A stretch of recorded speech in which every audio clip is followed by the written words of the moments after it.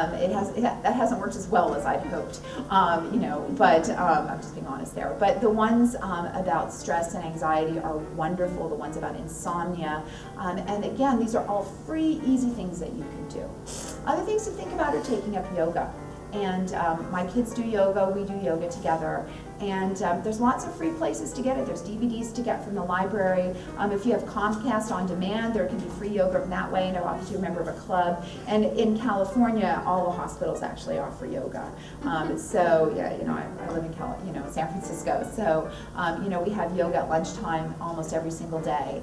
And for people that are actually a patient of the hospital or attending, or outpatients, the programs are all free, because we realize that the role again of stress and anxiety on every medical condition, whether it's diabetes or heart disease or cancer, or prematurity, that controlling that stress level, dialing it down, is only going to make things better. So for the hospital, it's a worthwhile investment. And then I think other things to think about are, what are the things that give you joy in life, and to try to focus on those.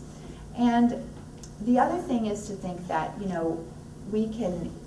there is support out there. And that's, I think, the final thing that I'd like to sort of end on, and then we can certainly open this up for discussion, is to know that talking to somebody else who's been through the same situation is very empowering.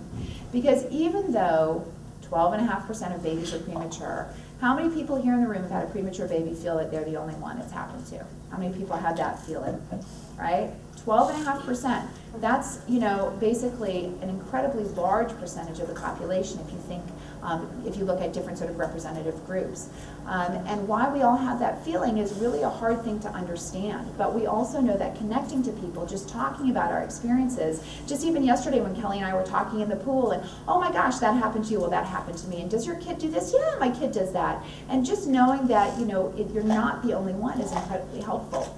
And I think that it's been very difficult for people to advocate for themselves, because not only are we, a lot of us, suffering from post-traumatic stress disorder and depression, but we're actually really busy caring for our medically fragile child who has a lot of issues. So it's really difficult to get your head above water, even for just a few minutes. So when someone sort of offers you that hand to hold, I think it's a great thing to grab it and say, let me pull myself up with this. Because somebody else who's been there can actually really offer a lot, I think, of a lot of encouragement, advice.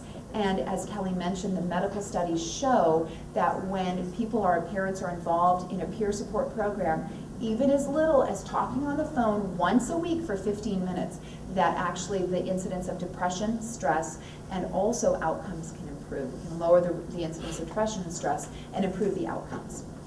And so I'm going to end just reading one last little section from the first chapter of my book. Years ago in my 10th grade French class, we had to give an oral report on how to do something. For most of us, this involved hours of translation to produce a page or so of work. I stood in front of the class and recited, in French of course, how to bake chocolate chip cookies. I thought I was so smart bringing the cookies to share with the class. Then one of the quieter boys from the back stood up and informed us his essay was titled, How to Walk. He spoke one sentence. Put one foot in front of the other and repeat. We were all stunned, the teacher especially, and the class roared, brilliant. Brilliant indeed.